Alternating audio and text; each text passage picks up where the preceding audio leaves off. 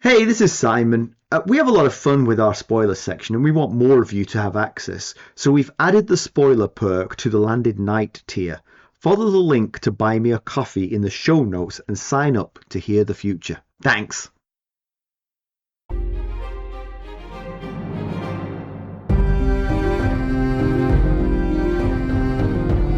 Hello, welcome to the Ghosts of Harrenhal. My name's Simon. And I'm Mackelly. Thank you for joining us for episode 308 of our chapter-by-chapter book review of A Song of Ice and Fire by George R.R. Martin. Today we'll be discussing chapter 36 of A Dance with Dragons, which is Daenerys 6. And as always, we're going to chat about the chapter and try not to spoil any future plot points for you. Unless, of course, you have a Buy Me a Coffee Sustainer tier that includes spoilers. Well, then we are going to spoil things for you. But regardless, hopefully we'll provide you some entertainment along the way. We'll summarise what happened, discuss our thoughts on it, provide some useful background, compare it to the television show, indulge in a little pedantry and cover some relevant news and listener correspondence. Be sure to check out the show notes. It'll provide some additional information about the characters and geography of this chapter. How are you, Mackelly? I'm doing all right. This is a rather monumental episode in multiple ways. Inform me. Yeah, I'll play along. I'll bite. What have I missed? Well, for one, this is the 36th chapter of our 72 chapters that we have in Oh, this it's the halfway book. point. Nice. Well, yeah, 71 plus the epilogue, so 72 Right. total. So, yes, we're exactly at the halfway point here in this book. The tortoise and hare race between us and George Martin is closing all the time. Right. And speaking of that, the day that this episode drops for our non-sustainer listeners will be our 6-year anniversary of our show, of the first drop of our first episode. There you October go. 7th of 2019. Wow. The world was different.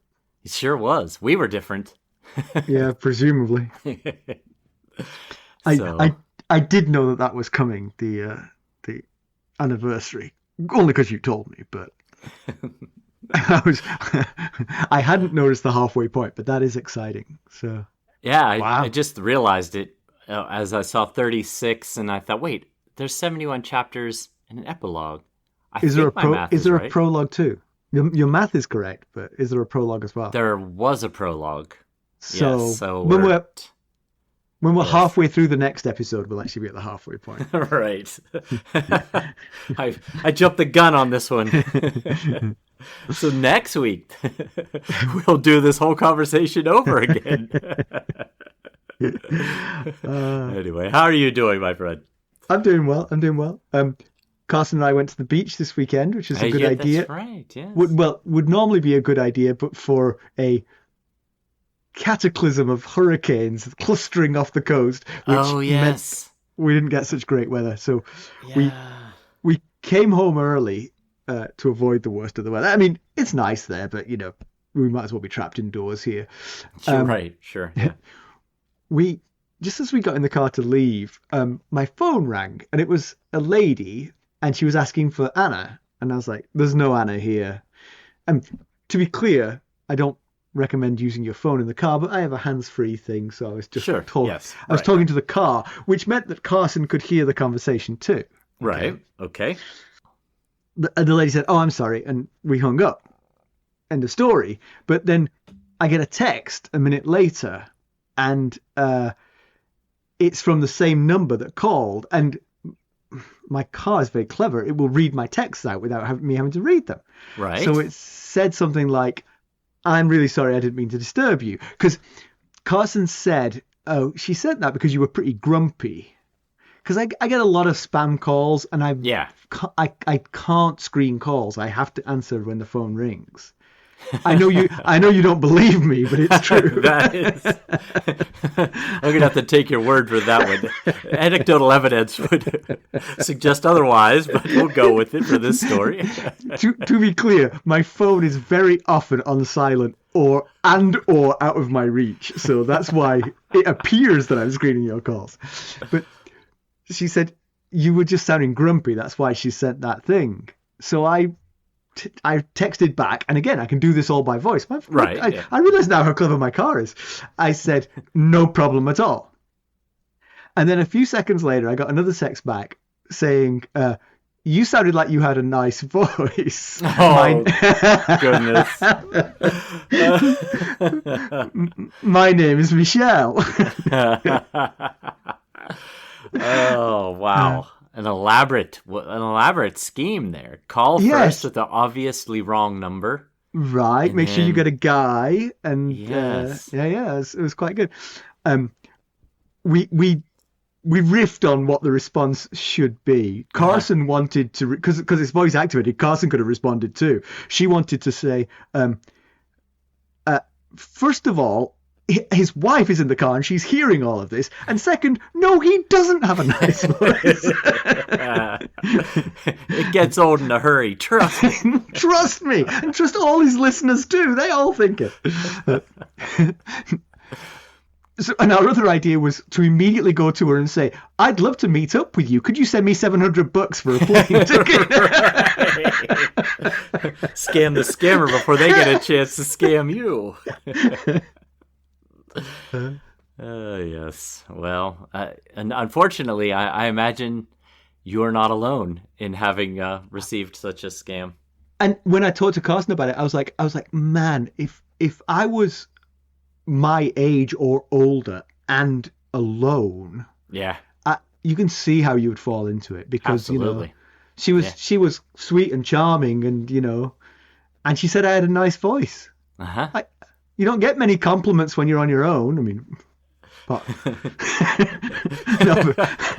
not very meaningful compliments. Right. You could do that look in the mirror thing and tell yourself how great you are and all that. My other funny story from this week was on the family call. Lucas really likes to do these online geography quizzes. Okay, I think you've told me that before. Yeah, he does all kinds of them, and he learns a lot of geography from it. He's recently been doing the counties of England, and he said, "Oh, wow!" He said on the family call, which is almost entirely English people. Right. He said, "How many counties are there in England?" Cue blank faces. Nobody had a clue. And Lucas goes, "Oh, well, there's 48." And then he turned his computer around. And you could see he'd got all 48 of them correct. Wow, impressive. And my brother said, "No, there's 3. Lancashire, Yorkshire, and London. That's it." If you were English, that would mean a lot more to you. Okay, the English listeners will be like, "Oh, that's very funny." But yeah, I had no idea how many there were, and I certainly couldn't name them. I have no clue. He could have at least given you all like a multiple choice. Yeah. A20, B32. All right, let's get down to business. How do we leave Daenerys Targaryen? Last we saw of Dany, she was getting increasingly dire intelligence on her situation. Her enemies surrounded her, and now the bloody flux has come to town.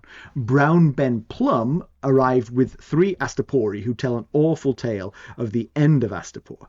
Ben urged Dany to loose the dragons to even the fight with the Yunkai, but was dismayed to learn the dragons were off the table. Dany sent him and his second sons back into the field to scout. Ben had a great idea. If Dany gave him some gold and gems, possibly he might be able to bribe other free companies to switch sides. Ultimately, like a modern-day Jonquil, she deemed that the time was right to marry the only man who can solve even some of her problems, his daughter Zolora. Yep. I will say the Jonquil thing is irony, because that was kind of one of the great love stories of the world, and Dany and his da ain't ever going to be that. Not so much. Just to be clear. Why don't we give a summary of this one, Mackelly? Okay. When Daenerys rides out of Meereen with her retinue of bodyguards and wagons of food for the Astapori refugees camped outside the gate, she's come to see the misery for herself and hopefully prevent some of the problems that have beset recent aid convoys. Starving people have ransacked the wagons and killed the aid workers. It's as bad as she feared. The sick and starving are everywhere, crying out to their mother for help. Amongst them, she witnesses corpses covered in flies, people helplessly defecating where they lie, rather devaluing the sewage trenches she had dug. To be fair, she didn't do the digging. She didn't, no. Right. No. Had them dug. Yeah. Her advisors did not want her to face this, partly because they didn't want to be exposed to the flux themselves. So Barristan wants her to cut the visit short. They're being followed by a swelling number of desperate citizens, and he fears for her safety and her health. She's not worried about the latter, believing that the Targaryens are immune to common diseases. Her team doesn't point out, but probably do think that she is the only Targaryen amongst them. She is naturally moved by the suffering around her and wants to send more food, but Barristan wants supplies for the likely siege, and these people are probably doomed anyway. She calls for the wagons to stop and distribute the food. Her men keep things more orderly than previously, but the suffering is overwhelming. She wants to burn the dead bodies and calls for the Unsullied to help her. They, of course, obey and stack up and burn the corpses. When that's done, Grey Worm asks for leave for him and his men to bathe in the sea, a purification ritual to their goddess. News to Dany that they even have one, but she agrees. She herself heads home and has her clothes burned and a long soak with Missandei scrubbing her back. She'd forgotten that she has an appointment with her wedding planners, Galazza Galare, the Green Grace, and Resnack Mo Resnack. They're not who I would choose, just FYI.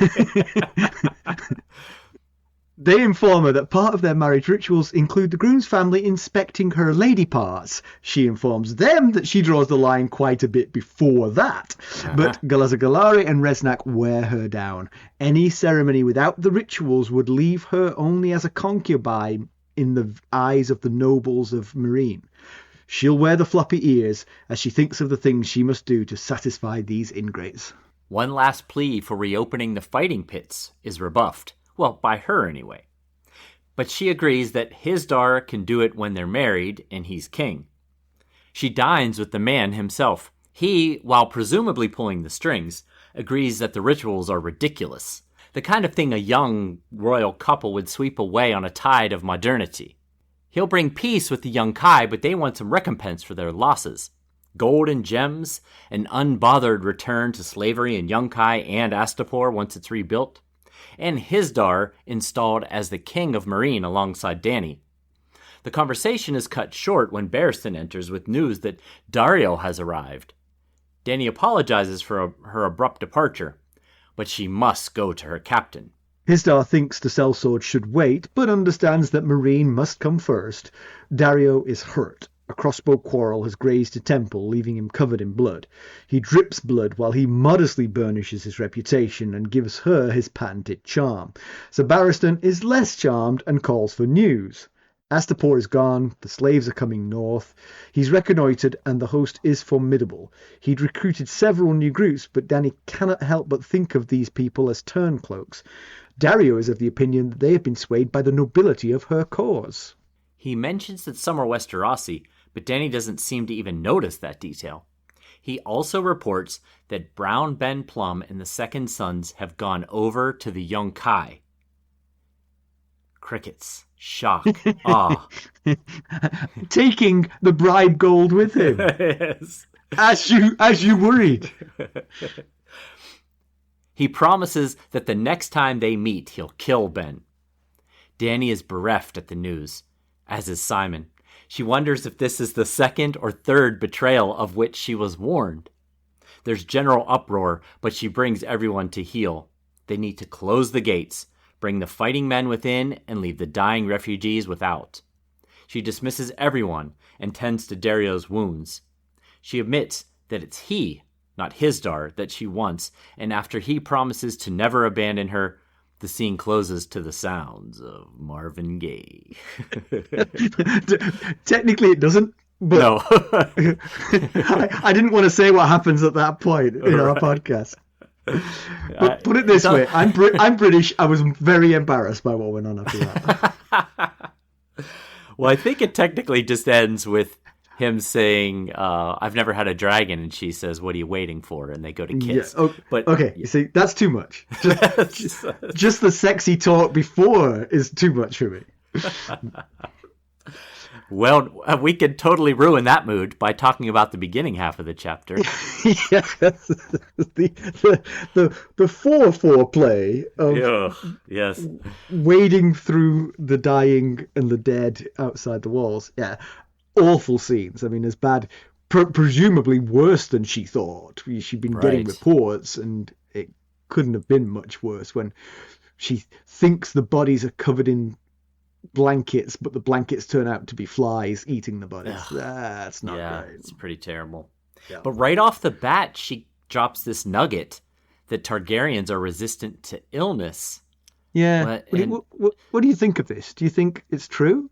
Well, I'm going to say tune into background and find out how true that is. I see. and actually, I mean, teeing you up for background so you can be thinking about this. Are all Targaryens immune, or just the dragons, just the Daeneryses of this world? Right. You see, yes. I wouldn't mind rubbing Viserys' face in the latrine and see how he comes out of that. But that's a different thing, honestly. Right. But yeah, it's an awful situation, and Dany is absolutely helpless to stop it. It seems like there's really no solution until it runs its course, which is going to leave countless dead. We'll be right back. Hello, friends. Are you ready to make some unforgettable memories? Well, if so, consider the Marriott Bonvoy program. Discover the perfect destination for your summer getaway and unlock exclusive deals on luxurious accommodations. With our affiliate partnership, you'll enjoy unbeatable savings and a seamless booking experience. Don't let summer slip away. Visit Marriott Bonvoy today and make this vacation season one for the books. Use our Ghosts of Harrenhal affiliate page to check it all out and buy Bonvoy points or give some as a gift. The link to our page is in the show notes.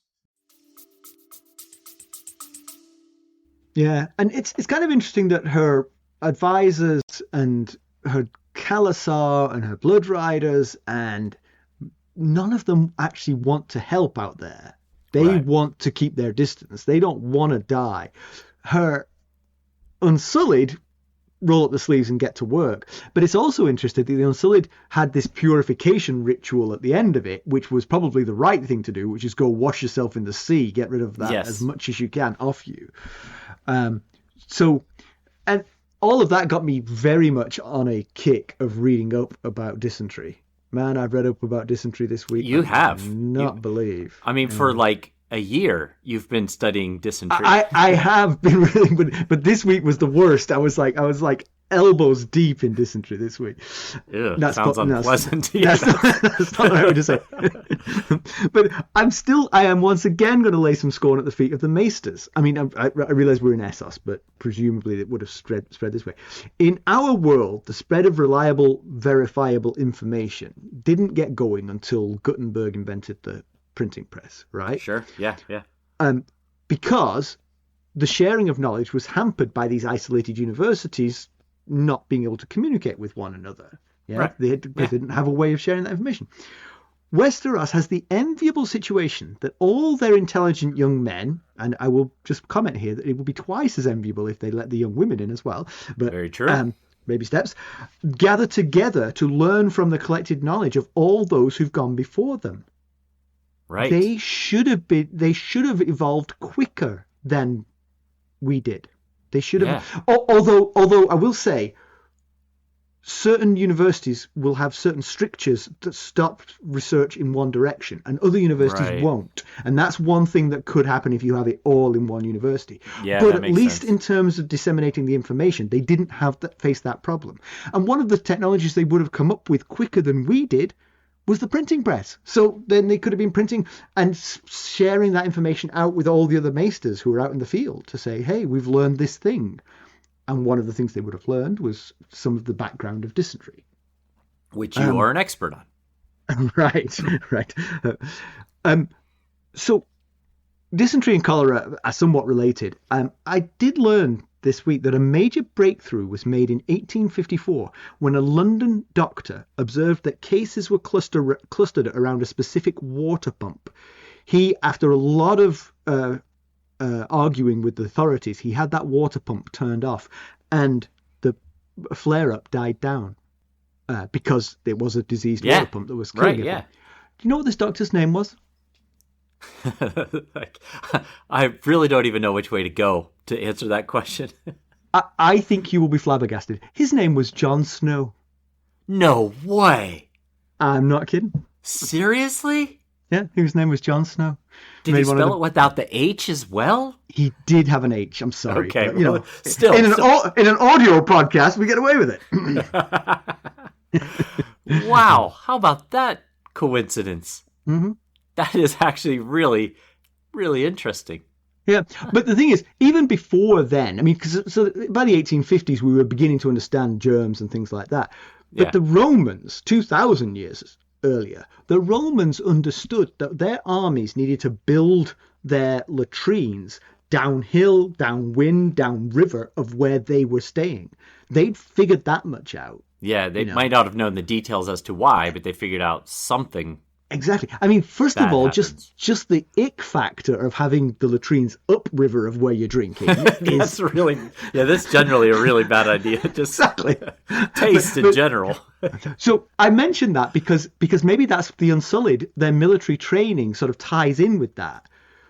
They too don't have a scientific basis for what they're doing, but they're like, all right, we've just dragged all these dead corpses into a fire.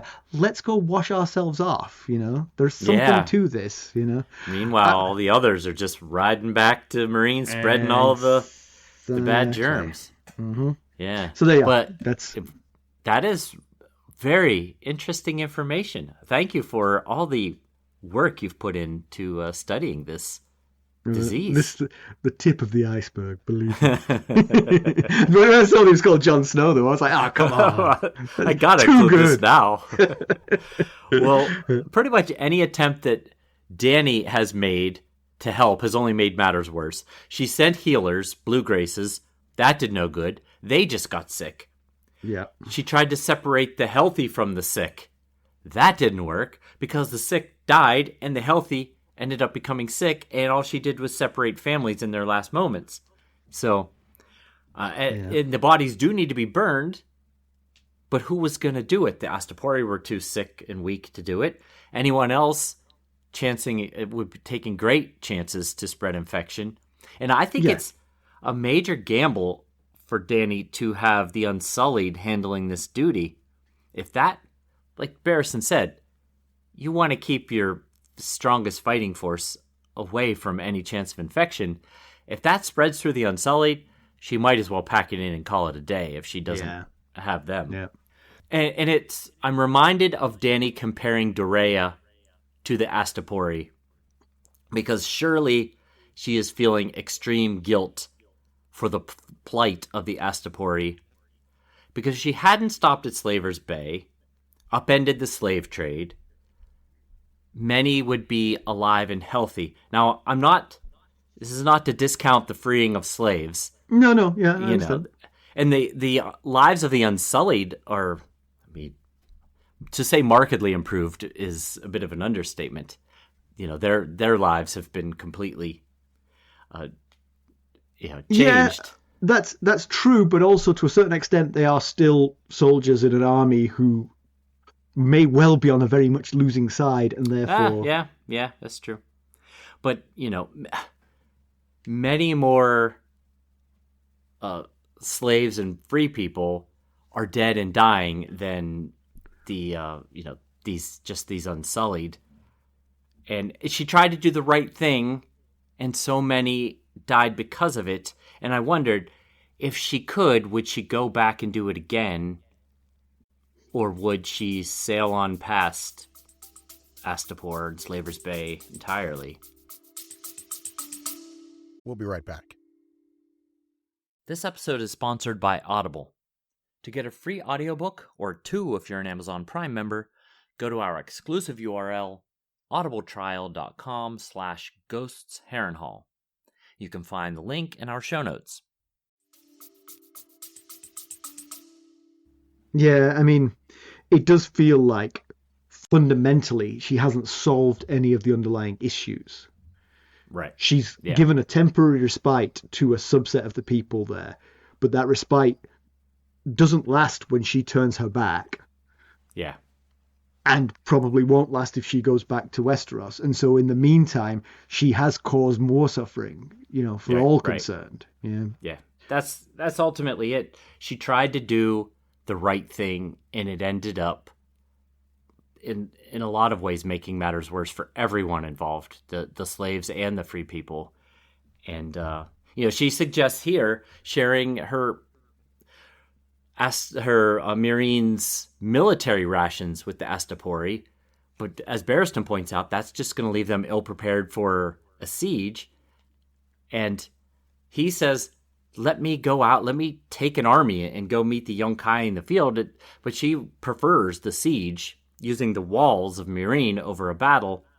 And I do understand that, using the walls to her advantage, but I'm not quite sure why she's dictating military policy. But I mean, Barristan knows 1,000 times more about such strategy. Although, Brown Ben Plum did say in the last chapter that they don't have a large enough force to fight army to army against the Yunkai force anyway. Yeah, I mean, I think Barristan is feels like he's choosing the lesser of two evils. I think he thinks they lose either way, but he'd rather go down fighting, honestly. Yeah. And that's not great, You could argue better to hunker down and try and find something. She has 2 dragons, maybe 3 dragons. Perhaps they might be useful still. She's got to gird her loins and make that happen. And I'm not sure she can, but... Right. Yeah, that's true. It buys time, and what she needs is time for the dragons to grow and figure out how to control them. So right. And I will say, in terms of using a dragon in battle, it would be easier to have one side on one side of a wall and one side on the other side of a wall if you're going to bathe one of the sides in fire. Yes, it would. A real good dividing line there is what you want. Right. Tall, thick walls would be a really good option at that point. Yeah. So there's a nice little moment, actually, when she gets back to the city, when Iri and Jikwi are squabbling over Rakaro, right? It's Rakaro they're squabbling over. He had a glow up, as the kids would say. And you forget how they're young and kind of foolish and sweet as well, Yes. But actually quite mean to each other as well, I should say. Right. I can't remember which call. I can't remember which one's the thin one and which one is not. One calls one a boy and the other one calls the other one a cow. So it's not the nicest things, but they're living their lives still, Yes. Rakaro apparently. So her 3 blood riders, Rakaro, Ago, and Jogo, have been off in the Meereenese hinterlands with Dany's Khalasar removing the slavers from that area. So she just had them recalled last Dany chapter. And since the time that Rakaro left to go on that mission and come back, he's grown significantly taller and significantly more muscular. So Iri and Jikwi have not failed to notice this. Mm-hmm. But there's also a thing that a little bit of dialogue that happens right in this same time frame, where Missandei mentions that she hears scratching of the Astapori on the walls at night. And both Iri and Jikwi do that thing. They say that's not possible. This is known. And Dany takes their side. She said, no, that's like half a mile. The walls are half a mile away from here. No, you did not hear. It was just a dream. But it's a weird thing to throw in there. And so we'll have to see if that comes back to mean something or not. Yeah. I mean, Missandei is a little girl. I mean, it's easy to forget that because she was aged up in the TV show. She is just a child of like 10 or something, or even less. Yeah. Dany could be right. It could be just dreams. And again, if it was an enemy army outside the walls, she's too far from the walls to hear that, and too high up in the pyramid as well. Yeah. Is there something else going on? I got to say, I trust Missandei a little bit more than Iri and Jikwi, for instance. So yeah, she could be onto something. Yeah, we'll have to see about that. It was just an odd thing to throw. She was also reading a scroll when Dany came in, and I looked to see if I could figure out if that meant something, what scroll she might have been reading, but I couldn't find any. I couldn't dig up any dirt on the scroll. So Dany is not very interested in the Meereenese pre-wedding traditions, that she basically has to present herself naked to Hizdar's mother and sisters, wash Hizdar's feet, wear a proper toga with lots of pearls on, each one representing how many a child that she will give birth to. She's not thrilled by that one either. But honestly, given her conversation later with Hizdar, it feels like you could go through these motions without doing them. Like, she could go into a bedroom with Hizdar's mother and sisters, and they could have a cup of tea. Right. And say, yep, she did it. Her lady parts, check out. Lots of babies bound to happen. And the rest of it is kind of, that's really awful. The rest of it is just symbolic. Who cares? Wash his feet, you know. Yeah, it's all meant to put the woman in place beneath her man, ultimately. And that's what Dany's hoping to avoid. She wants to... When she and Hizdar talk, they talk about him being her king consort. But I don't know if that's how the rest of Slaver's Bay and the extended parts of Essos are going to see it. Right. As him being her king consort and her being the ruling queen. Yeah. And I have a feeling that Hizdar is telling her what she wants to hear, but he secretly thinks, once we're married, I'm in charge. Yeah. He's saying the right things. He's definitely saying the right. He's definitely not saying that directly, but you feel like, I mean, just this kind of thing. He's obviously behind some of this. And then he says to her, oh, yes, these traditions, yes, let's do away with them. We have no need for these things. But he's not stopping them. Yeah, you got to question if he's doing and saying what he needs to do and say to get her to follow through with this plan to put him in the position that he wants to be in, which is having the title King of Meereen. Whether consort is after that or not, get to that place first, and then you can go from there. But there's some of the things like they must be married in Giscari fashion, which requires being married in the Temple of the Graces with all the nobility present. And Dany recalls Darrio's idea of drawing all the Meereenese nobles into one place, like, say, a wedding, and then having them all killed. That was his way of stopping the Sons of the Harpy from their killings without her having to marry Hizdar. She dismisses the idea as beneath her, just like she did when Darrio brought it up. But it didn't prevent her from having the thought, at least briefly. Yeah. One other thing that comes up in that conversation between Resnack, the Green Grace, and Dany is when she finally agrees to wearing the floppy ears, which is a term she got from Brown Ben Plum when he said, man wants to be king of rabbits, he best wear floppy ears. And so she's kind of taken to thinking that every time she has to jump through some hoop, such as these traditions. But the other two say, hey, you know what would be a great wedding present for Hizdar is if you reopen the fighting pits. And she said, well, I'm not going to do that. He can do that when they're married. When we are married. And keep in mind, though, Hizdar bought up almost all the fighting pits when she closed them. So you could bet your bottom dollar that he is going to reopen those as soon as he gets a chance. Well, I will say, once you're the undisputed ruler of the realm, your business interests maybe aren't as important anymore. Well, yeah. So he may not need it, but yeah, I imagine that he is not going to spend very long pondering that before he cashes in. Right, and everybody in the city wants it, even the fighters. So yeah. So he also knows. And I'm curious how he knows. Do you remember what was said about how he's gained this intel of what the Yunkai want for peace? He got a letter from Yunkai. That they want letters. Yeah, they want riches. They want golden gems, and that's the one thing that Daenerys is completely blasé about. They have wealth. They stole a lot of wealth from the noble families when they marched into Meereen. A return to slavery, and Astapor rebuilt as a slave city. She's kind of like, what am I going to do? It's already happening. So she's kind of willing to let that one slide as well.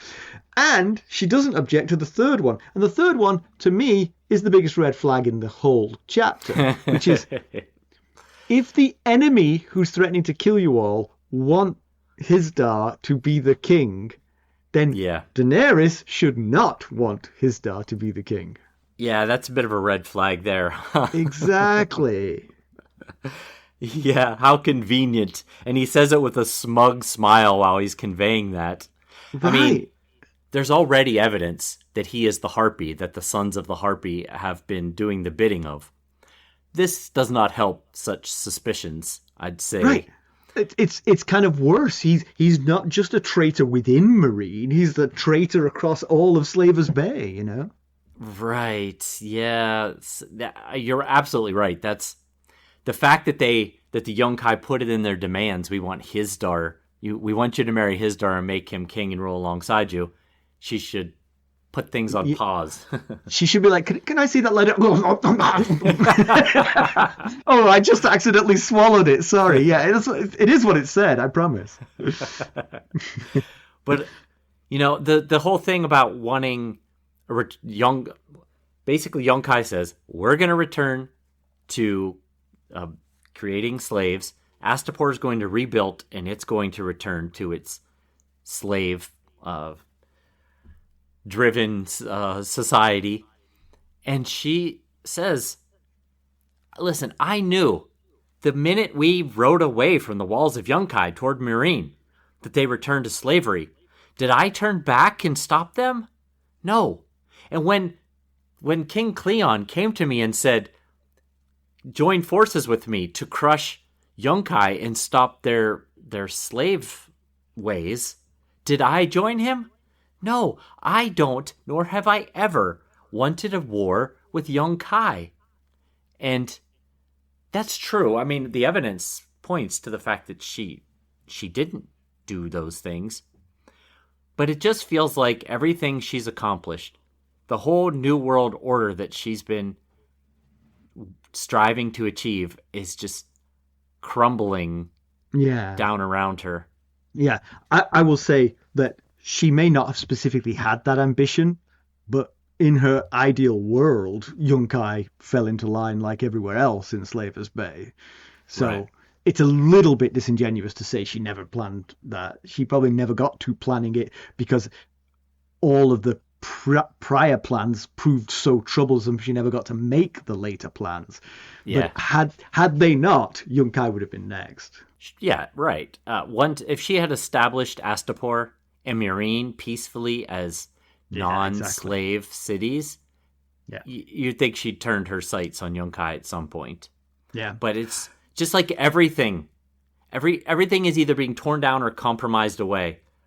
Conceding control as Hisdar's queen. How much is yet to be determined? We'll see. Hisdar is still talking of being the king consort, but that's easy to say before you're husband and wife. Even the proposal to open the fighting pits, that was something she was so strongly against. And now that is, going to fall by the wayside. And like we just talked about, the slavery everywhere but in Meereen. So much death and destruction for what's going to amount to barely any benefit in the end. Right. There will be a few people who were slaves who've managed to establish themselves as free people. That's it. Right. Yeah.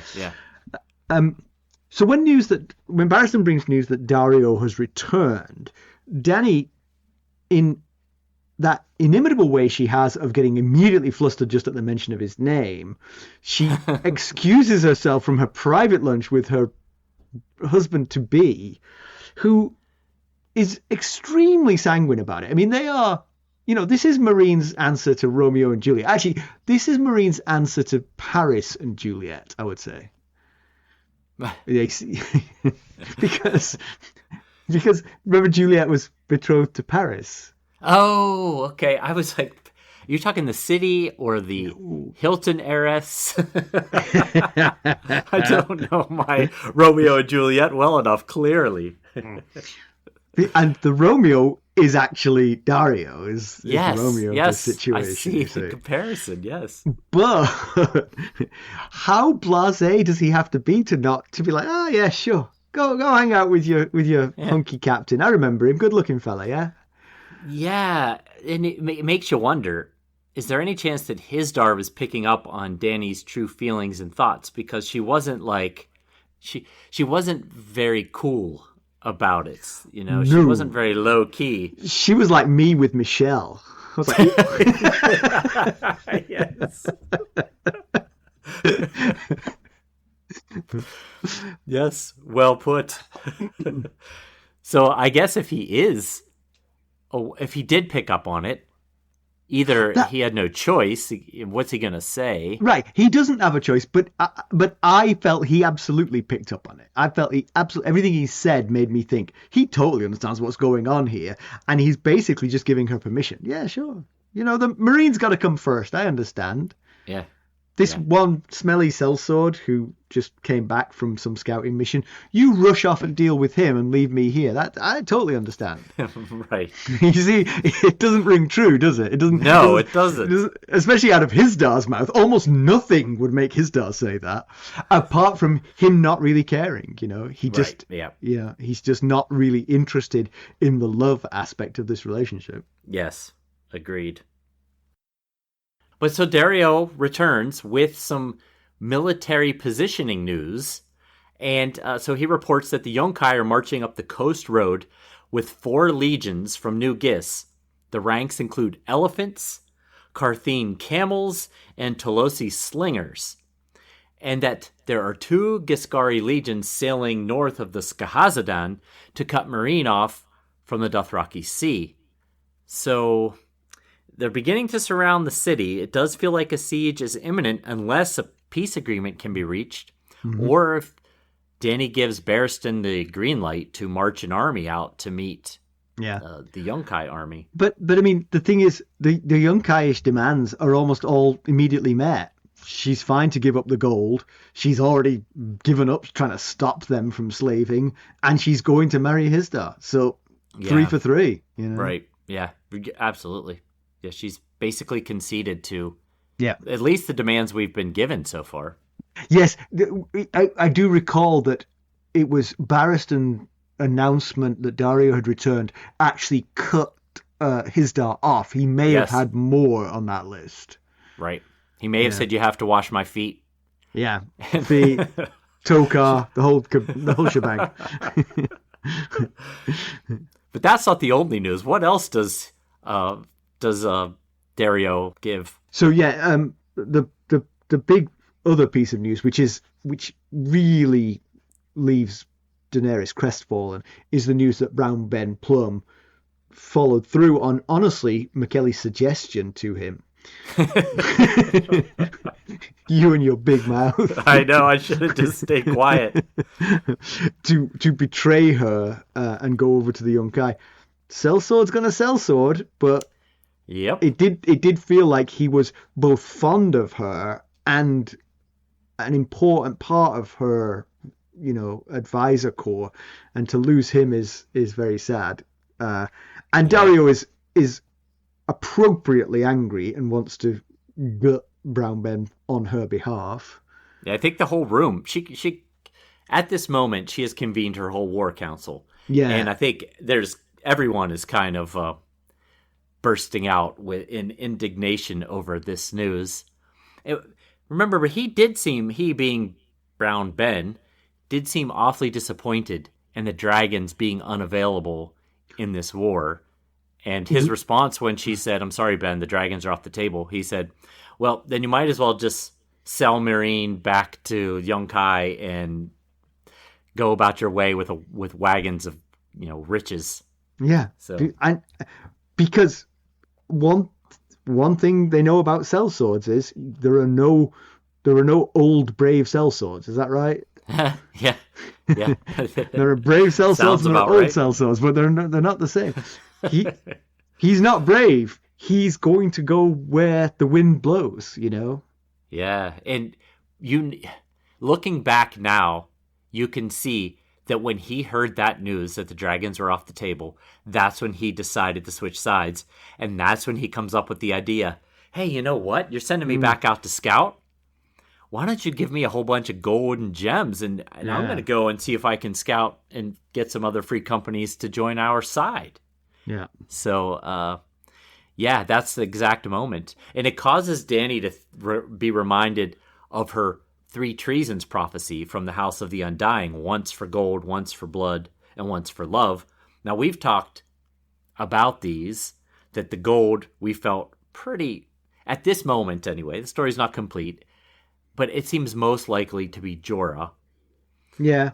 Now, we don't know for a fact why Brown Ben Plum betrayed her, but gold is definitely a strong possibility. For sure, yeah. He could have been outbought. And in many respects, he truly betrayed her. Whereas we know that in his heart, Jorah didn't betray her. True, yes. You know, yes, she doesn't know that, but we do know that. But Dany wonders whether it's the second or the third of the betrayals. So she's thinking it's either blood or love. Now, we've always considered Mary Masdor getting revenge for the Dothraki sacking her Lazarine village as the one for blood. I think we've also talked about young Griff as being a betrayer for blood, claiming the throne that Dany feels is hers through his Targaryen blood. Yeah. I guess maybe you could look at it as Brown Ben Plum was saving his own neck and therefore saving his own blood. Yes. True. I can't possibly see how it's the love one. Yeah, it does feel now we've talked about this 100 times, but I wonder now if perhaps the love betrayal is going to be the denouement of the whole story. Maybe. I could certainly see that. That would be very impactful. Her being betrayed and love being involved in some way. As the books go on, readers, because I don't know this to be true, but if she falls in love with someone, keep an eye on them. Oh, yes. But then again, for love is the bit that's different about that. Right. The betrayal is for love, not by your love, you know. Yes.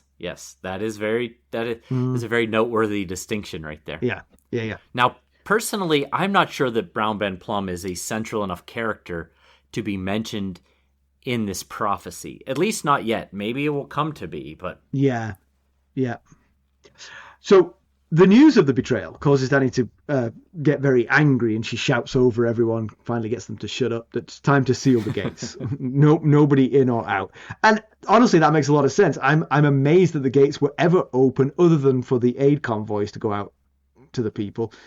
Don't let people in and out of the gates when there's a epidemic going on the outside. Keep them away. I think when she says that, she means including the aid. Yeah, I agree.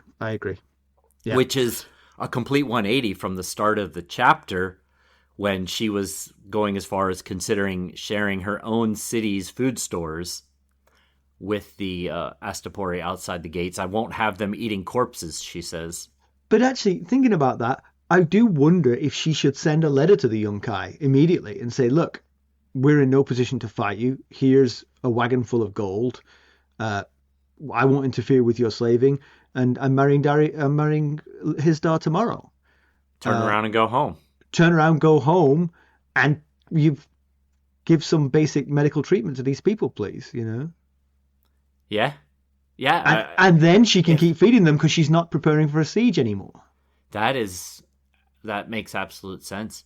Yeah, and that could be part of her side. I want you to help take care of the sick and dying Astapori. Yeah. That's all I want. I will concede if you give me that. Yeah. It's very possible. Darrio mentions that the Stormcrows have gained more people than they lost on this reading scouting mission, including Westerosi deserters from the Windblown. And we know who they are, at least some of them. That's yes. That is, don't tell me, Quentin Martell's scouting party. But Dany is in such a tizzy at this point that she doesn't even notice this gets mentioned. So Right. What Quentin Martelli, if he was a fly on the wall here, would be hoping for was that would be the big impactful news that made her really? Someone who speaks my language? Bring them in, you know. Yes. But it gets completely swamped by everything else. So Yeah, he would be like, here it comes, here it comes. Oh, that was not the reaction I was hoping for.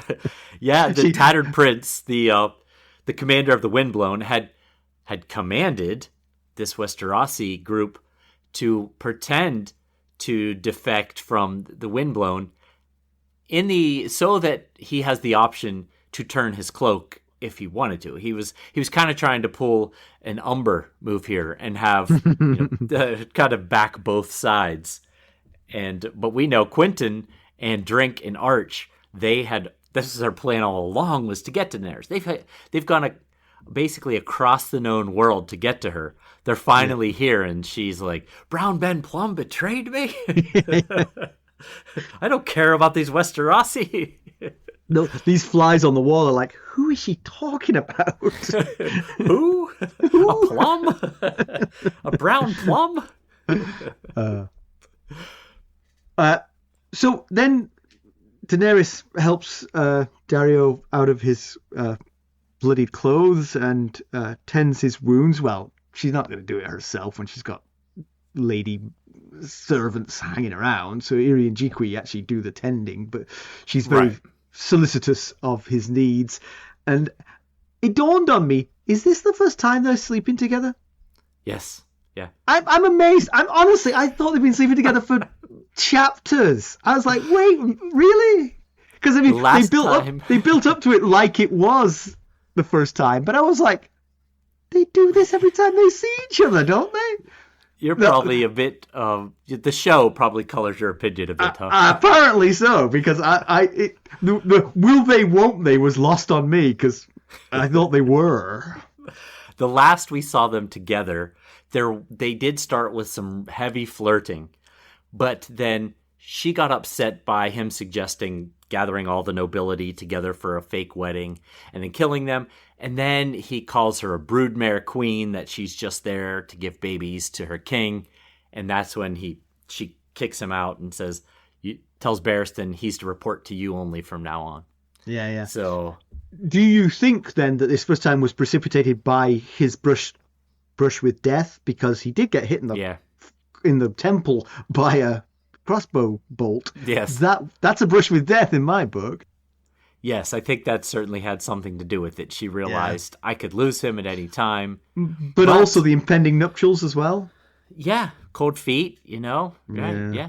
But how will this... I mean, we're assuming that they're going to be intimate here, and this is not going to be a one-time situation.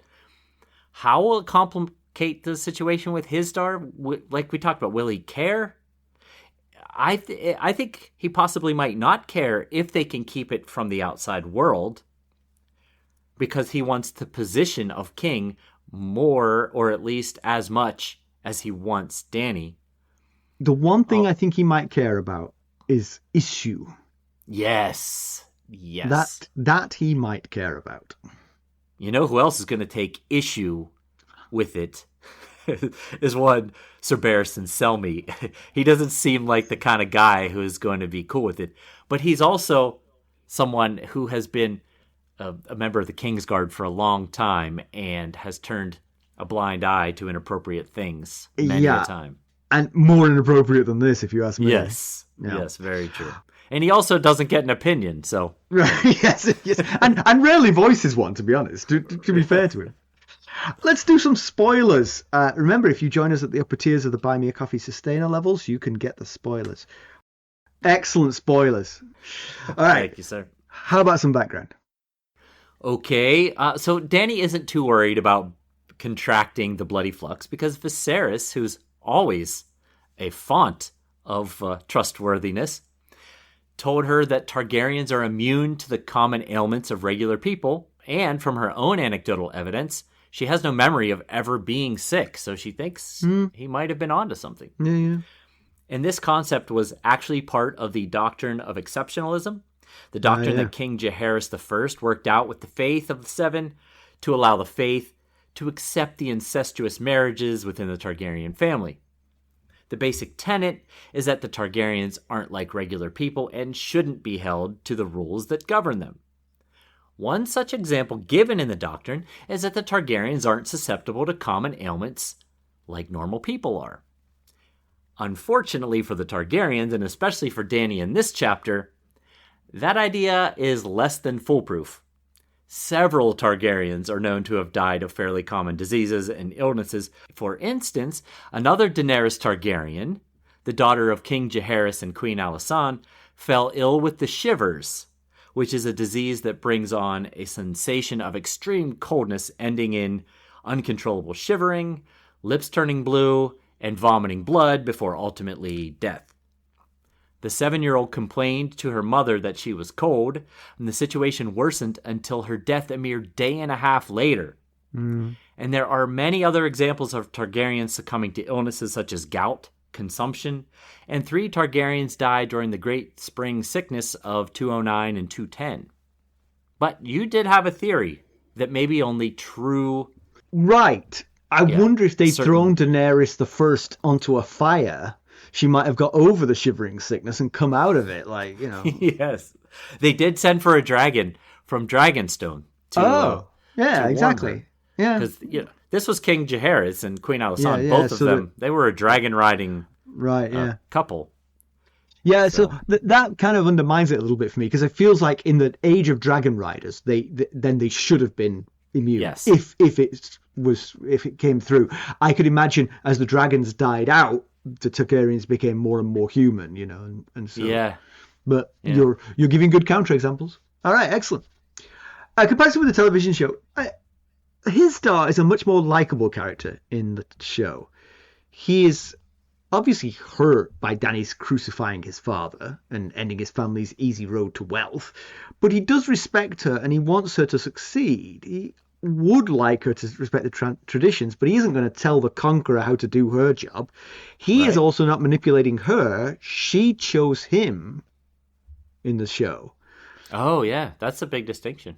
Yeah. The reopening of the pits was done off screen by Hisdar, but not in Meereen. But when Hisdar and Darrio together arranged a peace treaty with Yunkai, they conceded that the Yunkaiish pits could reopen. Dany got very angry about this. Okay. And as you rightly pointed out, Daenerys and Darrio were sleeping together for quite a long time in the TV show, so much so that I don't know.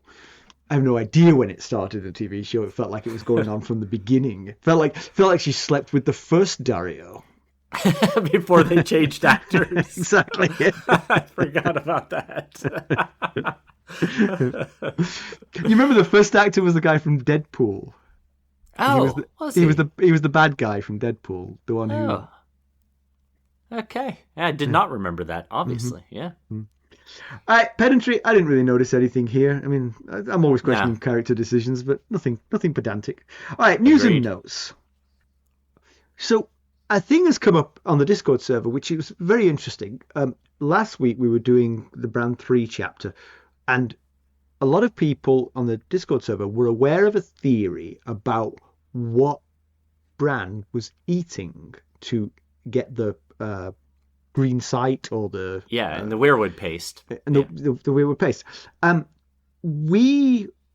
I will say I'd never heard that theory. Mackelly, on the other hand, was aware of it and just forgot to mention it during the episode. Yes.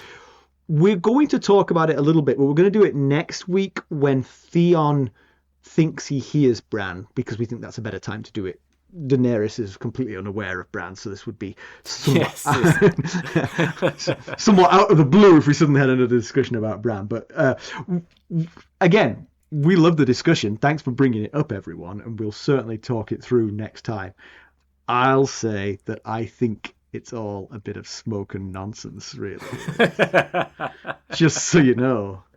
The more I learned, the more I was like, that's not true. Yes, we shall discuss. Yes, I appreciate. I meant to bring up the one line that would have reminded me to bring it up, And that line slipped my mind, and so the whole idea just slipped my mind. Crumbled. Yes, exactly. So next week, we shall get into that. Yes. Also next week... You know what else we could do? We can talk about it directly to our listeners. That's right. We have a sustainer call coming up next week. So if you are a sustainer and you received the email, which I'm pretty sure I did send, I sent myself a copy and I got it. So I'm pretty sure you should have an email if you are a sustainer that was invited to this call. It will be on Tuesday, October 7th, which is our official 6-year anniversary from our launch of our first episode. Mm-hmm. So make sure you check your email, and we hope to see you all there. Like 7 p.m. Eastern Time? That's right, 7 p.m. Eastern Time. Perfect. All right, great. Well, let's conclude this one. Dany starts this chapter searching for any way that she can to help the Astapori people, but she ends the chapter with a very cold, let's bar the doors and not let them in, and no more food for them. So the cost of ruling it's paying a toll here for sure. Yes, and she's a very compassionate person, and so this will not be easy. But as you pointed out, she's basically already conceded to the Yunkai demands. So maybe they can work together. It's in It's in both cities' interests to help resolve this situation. Yeah, and last chapter she basically decided to marry Hisdar to bring peace to Meereen, to the inside of Meereen, because of the Sons of the Harpy. But it seems like this wedding actually might have a much broader impact across Slaver's Bay, giving her peace both with her internal and external enemies, which is fantastic news, but also you're going to marry a viper. If this person has this much control over your enemies, this person is your enemy. Excellent point. Yeah, the plan is working at a certain level. Sons of the Harpy have stopped killing. There's a peace deal on the table with the Yunkai. So if she goes forward with it, theoretically that would work. But as you said, that's, it's a double-edged sword in some ways. But might she also ruin it all for Darrio, for the love of Darrio? Robb Stark lost his kingdom for the love of a girl. That's Both true. are young and in love. Yeah. So there could be that twist as well coming. Yeah. And actually thinking back to what we were talking about, her having children, she thinks she's not going to have any more children, so that probably will be moot anyway. So as long as she's discreet, she might get away with the Darrio thing. As long as she's discreet and Hisdar continues to not really care. Yeah, exactly. Yeah. She can have her cake and eat it too, I guess. Yeah. And Brown Ben Plum betraying her stung her to her core. Even the dragons and Simon trusted him, so she couldn't have been more blindsided by this. I will say sometimes I think your prognostication of evil is based on the fact that you remember stuff, that could influence my thoughts. Yes, that's possible. Yeah, I really did. I really thought, but again, I mean, I also, if I was him, I'd make the same calculation. It was they were a losing side for sure. Once you find out the dragons aren't on the table, I mean, everything else is stacked so heavily against her. Yeah. But here it turns out she might be suing for peace anyway. And so he could have stayed loyal and not, gone this route. Yeah. But presumably he got paid by the Yunkai for switching sides. So, he made more money this way. Well, true. He double dipped, I guess. Mm-hmm.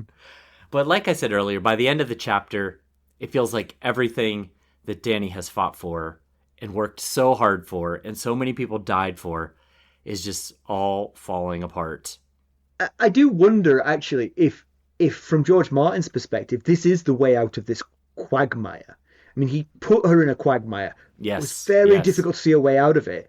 And the way out of it is just wash your hands of it and walk away. I tried. The world is a terrible place. There's nothing I can do about it. Let me try and do better in Westeros, Yes. I think Barristan she's thinking back that Barristan says to her, a ruler can't make their people better.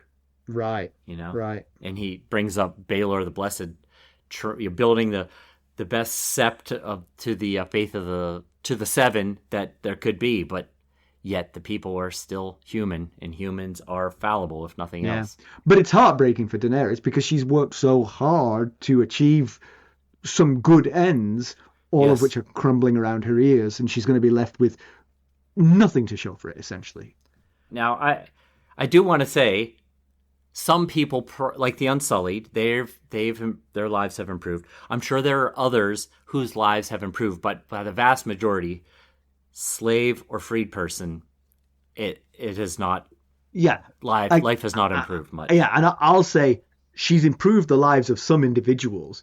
Yes, that's what I mean. Yes, 50 years from now, the same number of people are going to be enslaved. It'll just be different people, So she hasn't stopped that. Yeah. Right. So up next, we have a always exciting chapter that isn't named after someone. It's called The Prince of Winterfell, which can only be Rickon Stark, surely. It must be, yes. Yeah. Are we going to get a Rickon chapter here? I think we may have spoiled who this was when we mentioned Bran earlier. I did think of that as you were saying it. It's going to ruin this joke here. But this chapter is also the answer to a 302 episode payoff. No! Yes! We finally get to hear who first voiced the thought behind your dream about maesters, which was in episode 7, Cat 2 of A Game of Thrones. What joy. If you've been waiting for 302 episodes, next week's your week. We have to splice some of that back in so people can remember what was said, yeah. Yes, I'm going to have to figure out a way to somehow do something along those lines. Yeah. Anyway, there's 3 ways that you can help us. You could leave us a 5-star rating and a review. You can buy us a cup of Arbor Gold at buymeacoffee.com/ghostsharrenhall. Or you can also join us at any of the various sustainer levels. There's a tier to match your budget and interest, and the upper tiers get you the spoilers. You can make a donation directly to our cause at our website, ghostsofharrenhall.buzzsprout.com. And if you're looking for more ways to interact with us, well, one thing you can do is send us a text. The link is at the top of every episode's show notes. And I just have to say, our listener Seth texts us a lot, and I have no means of responding back to him. So Seth, I am getting your text. I especially got the one during the Steelers-Vikings game this past week. Seth is a Vikings fan, but he was very diplomatic.